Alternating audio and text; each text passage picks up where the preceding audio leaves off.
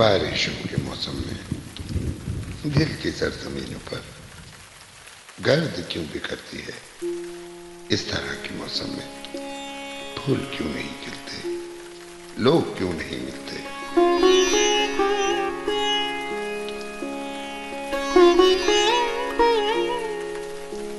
क्यों फकत ये तन्हाई साथ साथ रहती है, क्यों बिछड़ने वालों की याद साथ रहती है।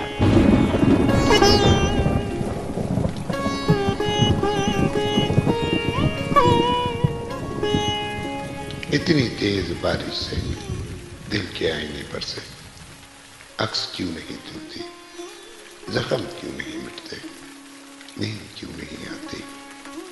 बारिशों के मौसम में आंख क्यों बरसती है, अश्क क्यों नहीं थमते। बारिशों के मौसम में, बारिशों के मौसम में।